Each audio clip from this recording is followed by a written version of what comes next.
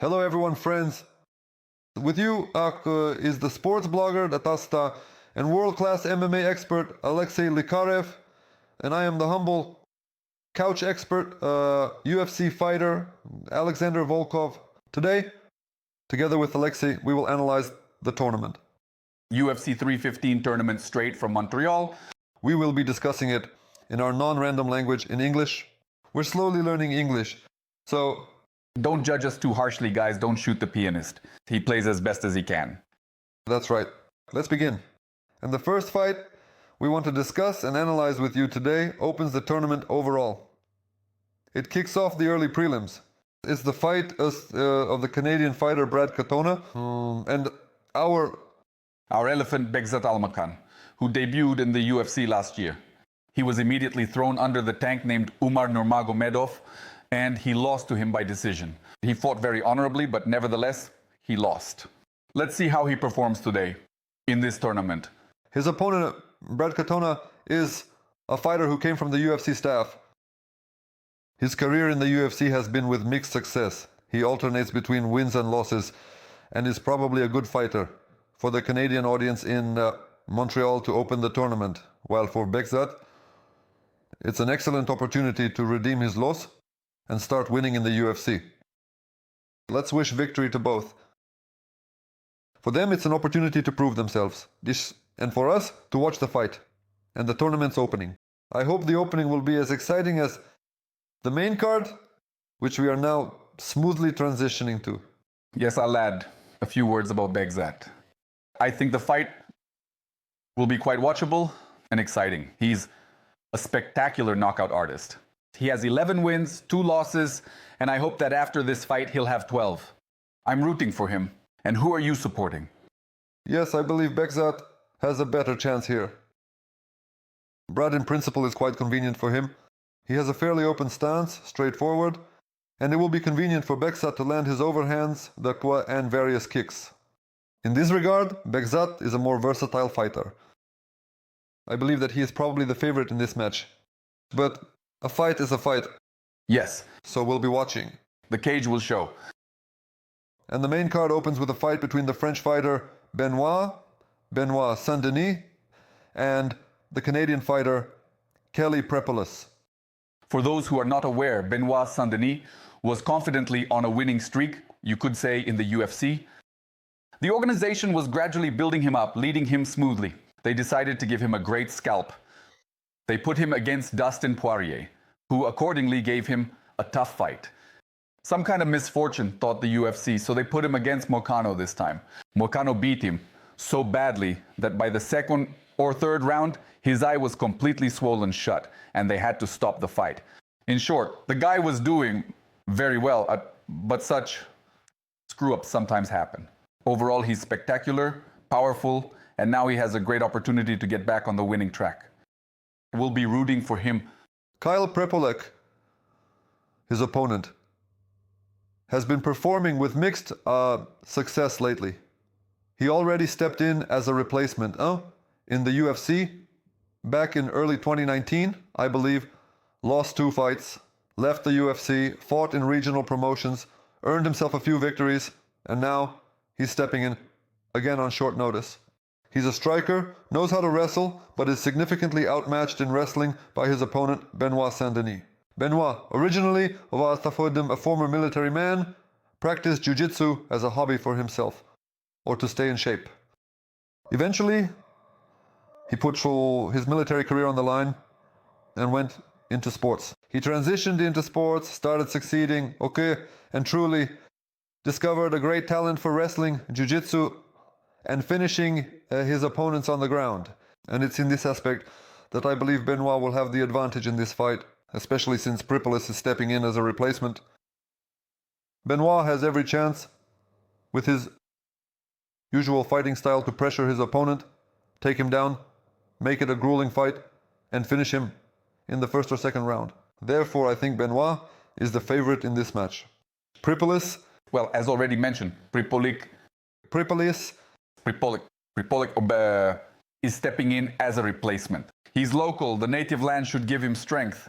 But one way or another, I'm still rooting for Benoît. In any case, there will be something to watch in this fight. Let's move on to the next fight. Next fight. Guys, what kind of UFC tournament would it be without pizza time? We have women's fights. Will you introduce the ladies?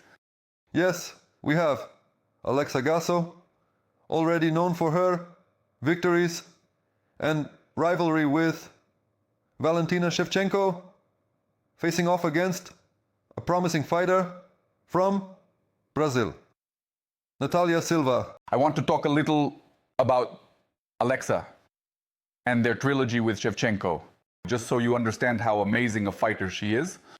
They fought 3 times. 1 win or 1 loss, and of course a draw.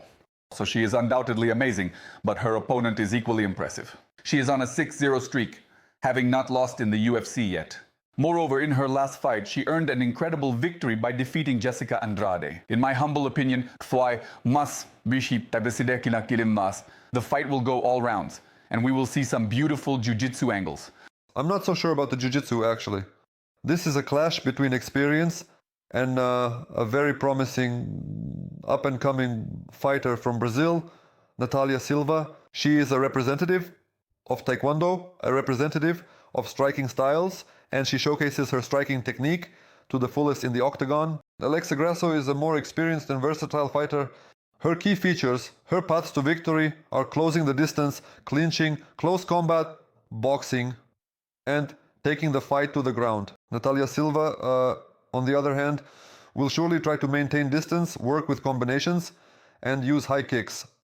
In fact, this is the style that fans love so much, that we all love, to see cool strikes that later make it into the highlights. What will be challenging for Alexey Grasso in this fight?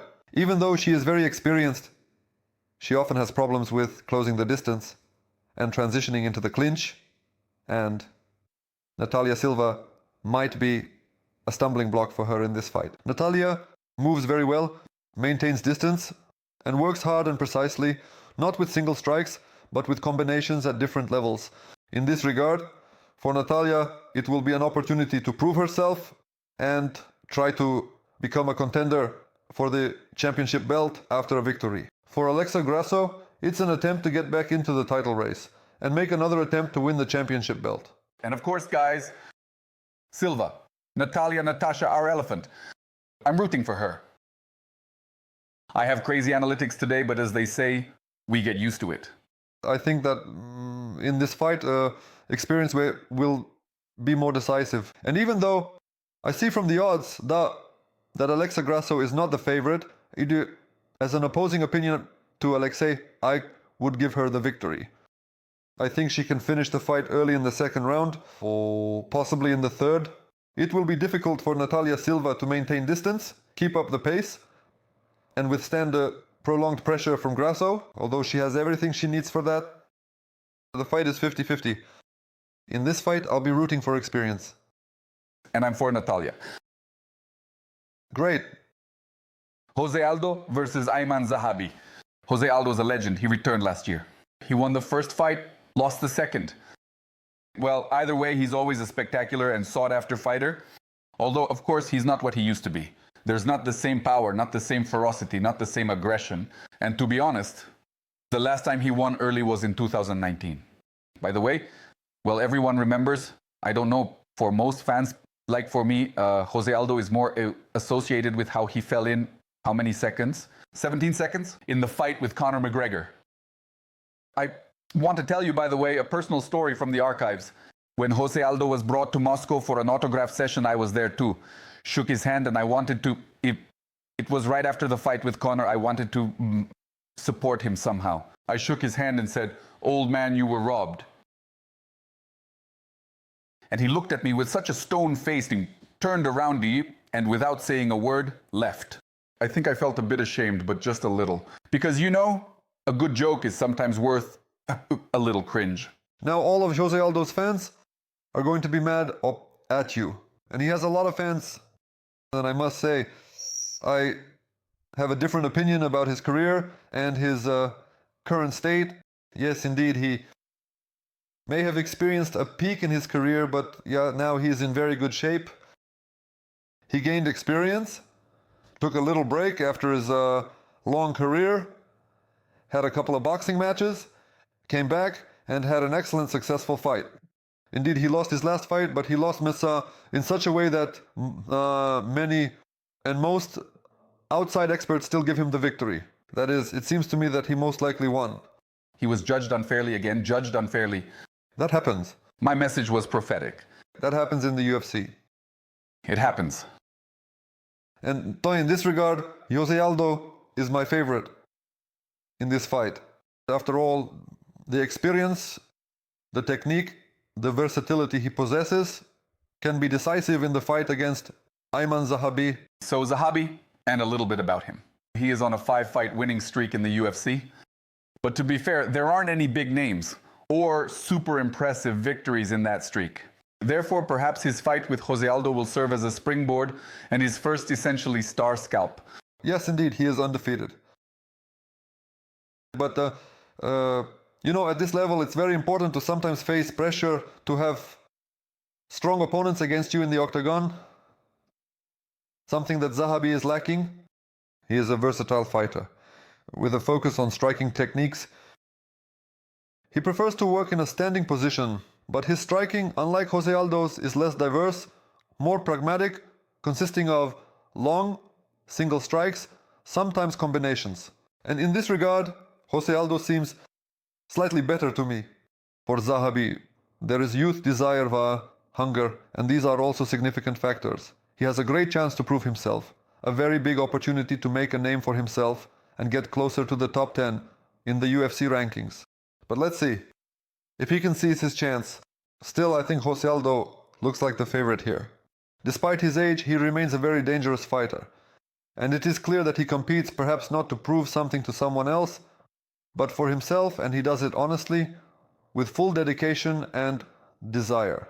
As for me, I will be rooting for his opponent because I want to see young talent rise. And I hope to see a new prospect in this weight class. That's how we are divided. I predict a victory for José Aldo. I don't. Next fight. Right now, there will be a crazy showdown because what? Bullet on the loose. Bullet on the loose! Well, you get it, gentlemen. Valentina, Bullet Shevchenko, is against IEV. Her opponent is Manon, or Fiorot. He literally peaked. He just peaked. I looked, but I don't blame myself for it. Indeed, two athletes with completely opposite backgrounds, completely opposite stories of how they ended up here today in this fight. And Valentina Shevchenko is just a unique UFC fighter right now. Wait, I can't talk about Valentina Shevchenko's fights in such a measured voice. Can you imagine? She regained her title in the trilogy with Alexey Grasso. She is now defending it essentially for the first time, but before that she had 7 title defenses. 7, can you imagine? 7. Guys, that's how many, just in case. She is a true UFC veteran. Oh, she is a true veteran of mixed martial arts in general, competing for an incredible number of years, while continuing to develop, always showing something new, interesting, surprising everyone, remaining a spectacular, interesting, and relevant athlete, which is simply a unique feature of Valentina. 7 title defenses. 7, Carl. And by the way, she's fighting against an undefeated fighter from France who has a record of 7-0. So, what can we say about Manon Fiorot? This opponent is from a completely opposite side, as I mentioned before. She represents striking techniques. Her background is karate and kickboxing. She displays an aggressive style in the cage, delivers spectacular fights, strikes, imposes her pace, and remains undefeated, which is really impressive right now. And that's exactly what brought her to the title fight.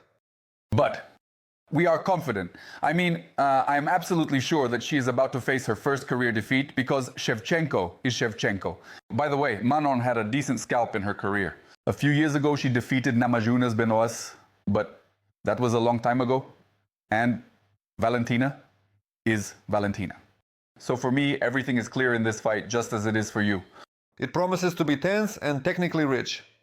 Valentina Shevchenko will try to control the pace, I believe, impose her tempo and demonstrate her experience. Fiorot will work more aggressively. Her task is to ramp up the pace, impose her work, and not let Valentina dictate the terms of the fight. The key factor will be that Fiorot has not yet gone the 5-round distance, unlike Valentina. And here, precisely in the later rounds, it will be a test of her skills in real championship fight conditions. For me, I believe that everything is clear in this fight. Valentina. We are expecting a brilliant victory. In my opinion, Valentina also has a very good chance to win, impose her work, maybe on the ground, in the clinch, or in wrestling. But Fiorot still remains a dangerous opponent. We must not forget that she has not lost to anyone yet indeed. Currently in the UFC, she is on an 11-fight winning streak and can very well strike hard enough that Valentina's entire game plan could fly out of her head.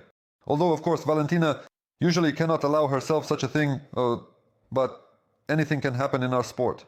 Probably the advantage is still with Valentina. In my opinion too, but we cannot count Fiorot out. She can show herself and surprise the whole world. Valentina. And we move on to the most anticipated fight, which is resonating around the world and has been for a long time, and everyone has been waiting for it. This, you could say, will be the fight of this spring. This is the bout between Belal Muhammad and Della Maddalena. The best. Just imagined it, super. I have some doubts here. On one hand, I think the fight will be extremely boring. On the other hand, everything could change, and even if it immediately goes to the ground, it will be quite spectacular. Belal was training with the guys from Khabib Nurmagomedov's team, which is already a mark of quality.